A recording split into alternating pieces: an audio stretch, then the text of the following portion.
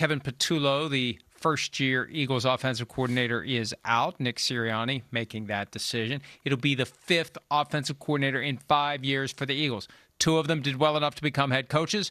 2 of them didn't do well enough to keep their jobs. We're not surprised, but Chris, this is a big decision for Sirianni.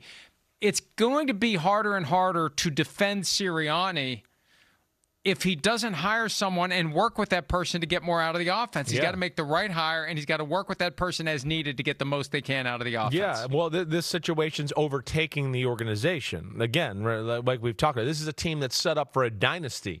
This is a team that's still arguably the best team in football on paper. So to play like that and what they did this year or what they did 2 years ago in between the Super Bowl loss and the Super Bowl win is head-scratching, because it's like, wait, how could we fall apart to that degree with this type of football team? Now, you know my thoughts on this, right? I mean, you know, the quarterback is a big part of this, right? I mean, I was watching LaShawn McCoy on Instagram and what he was doing on the show. I did some digging. He came up to the same things you've been hearing me say for a year and a half.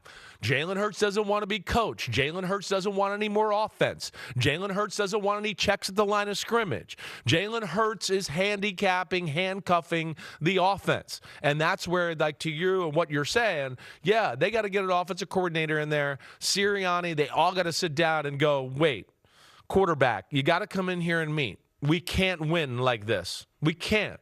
It's just too hard. We have an all-star team, and we still can't win like this.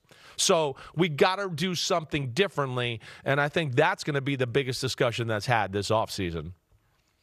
They got to get through to Jalen Hurts. Yeah. It's on the team to create the right relationship, to send the message, to get him on board. And if all else fails, you draft Jimmy Garoppolo in round 2, and you see if that lights a fire under a guy that needs, in the opinion of the team, to have a fire lit under him.